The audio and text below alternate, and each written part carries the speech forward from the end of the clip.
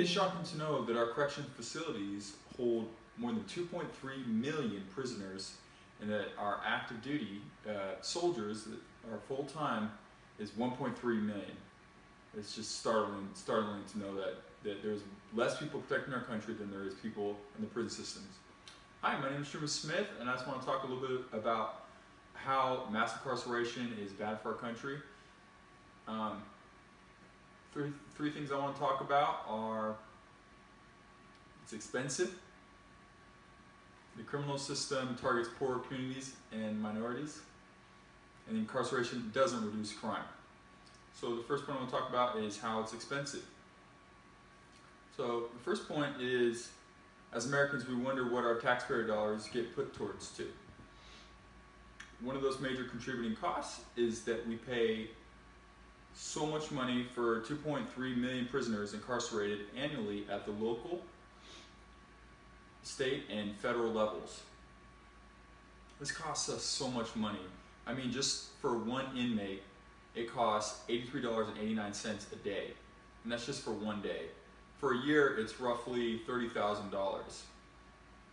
So it is a ton of money. So if we were to take that number and we were to find out how much it would cost daily for 2.3 million, it would roughly come to $192,947,000 just for one day.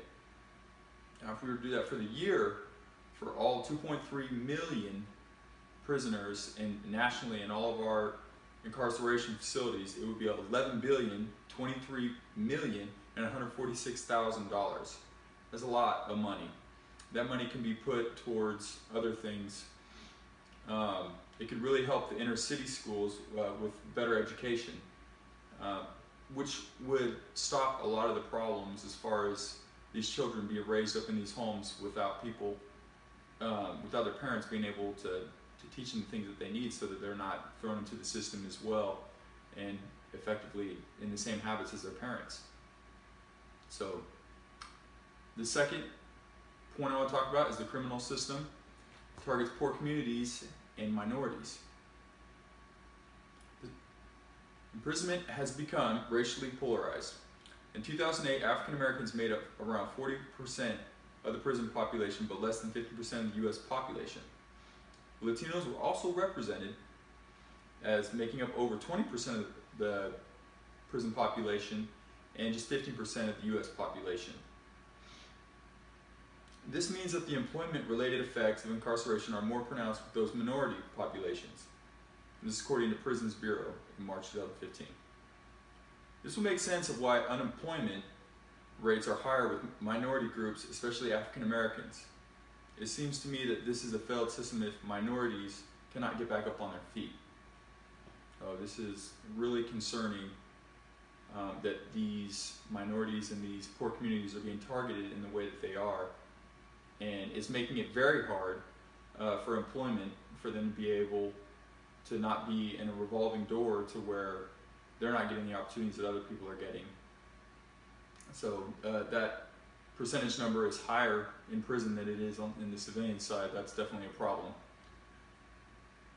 The third point I want to talk about is incarceration does not reduce crime. So basically, incarceration could be considered a way of life for some of the prisoners who served long sentences. A growing body of research has shown that while incarceration may initially prevent crime, the more years a person serves, the more likely they are to engage in criminal activity upon release. Again, this becomes a revolving door for criminals repeating criminal offenses, basically trying to make the best of their circumstances, thus entering incarceration and becoming auto-dependent upon the prison system. So it's not a good system.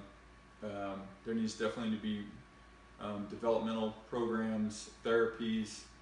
There needs to be other things in place to teach these people, and maybe even putting them to work or providing a service while they're in prison, instead of them being idolatrous and in prison and not really learning anything.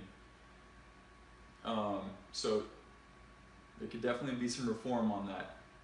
It seems that there needs to be a major change and reform made to the criminal system if we were to reverse ongoing, far-reaching negative impacts of the incarceration system.